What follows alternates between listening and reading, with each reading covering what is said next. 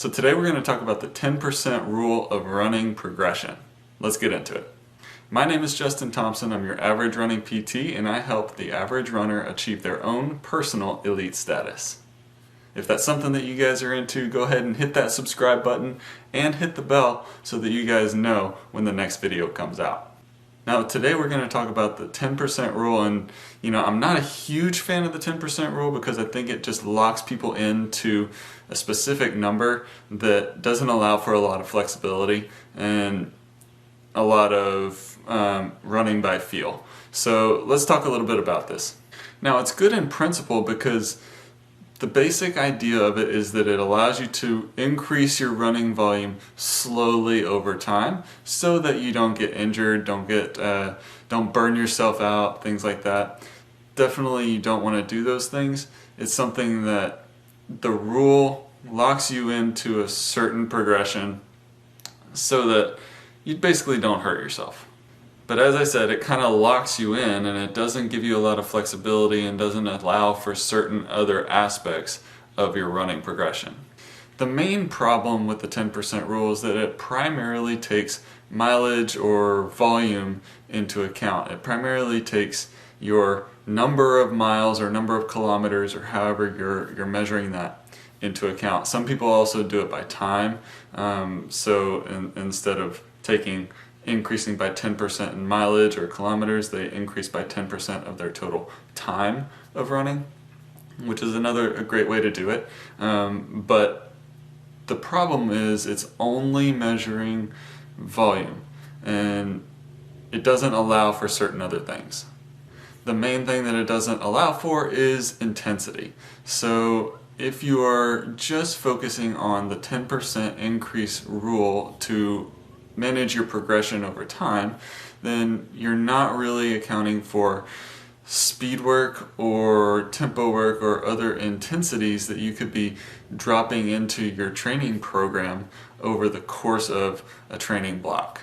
Now I think that it works well if you're keeping the same ratio of intensities, and we talked about ratios of intensity in the 80-20 video that we just did recently, so I'll put a link to that right up here. But because the 10% rule doesn't really account for those intensity ratios, it kind of starts to fall apart a little bit. So for example, let's say that you're primarily focusing on increasing your aerobic capacity and you're running 95 to 100% of your miles at nice, easy, conversational, whether it's Maffetone or low heart rate or zone 2 or whatever you want to call it, but you're running easy mileage at 95 to 100%. But say you want to start to increase your intensity and add in some speed work or some tempo or a little bit more of those hill repeats or something like that, then you're going to start to change that ratio from 100 to 0 to 90-10 or 80-20, right? So we talked about the 80-20 before, and that's kind of a good thing to be shooting for. But as you're changing from 100 and 0 to 80-20, what should be happening in regards to that 10% rule? What should be happening to your overall total volume during that time? So that's where the 10% rule kind of starts to fall apart. Whenever your intensities start to change, your volume has to allow for that. So if you're just continuing with your 10% rule and you're increasing your intensity, that may be too much for your body to actually handle. So it's something to be considerate of as you are going through these progressions. Now another thing that it doesn't really take into account is rest weeks. So for me, I tend to take a rest week about every 4 weeks. And that's not a hard and fast rule either. Some people may take it every 3 weeks, some people may take it every 6 weeks, and that's totally fine. For me, I find that getting a rest week in every 4 weeks or so is really good for me to kind of recharge, refocus, avoid burnout, and all of those things. Now, if the 10% rule, if you're sticking with the 10% rule totally, and you're not breaking away from that whatsoever, then it doesn't really allow for that down week. Now for me, I actually take between 25 and 50% reduction in volume during my rest weeks.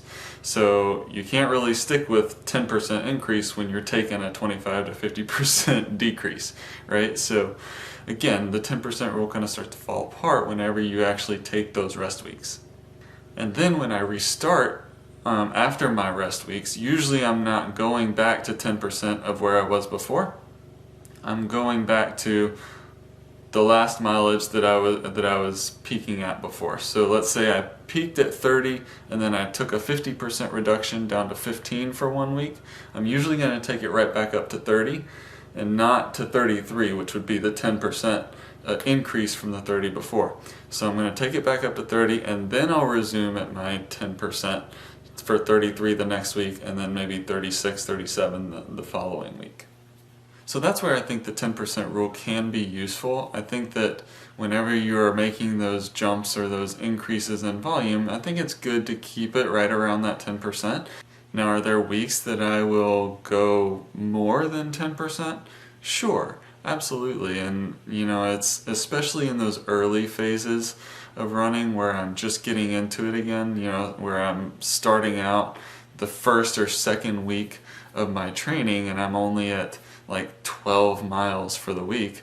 I'm not going to increase by 1 mile the next week or 1.2 miles the next week. I'm probably going to increase by 3 or 4, potentially 5 miles, but that's because I have experience with running over many years. For some people that are just starting out, I think that the 10% rule can be really helpful to slowly build them in, because their body does have to adapt to these stresses over time, and I've gained a lot of these adaptations that have stayed with me over the years, so that makes it a little bit easier for me to make a slightly bigger increase than 10%. But for somebody that's brand new to running, I think the 10% rule is actually a really good rule to try and follow.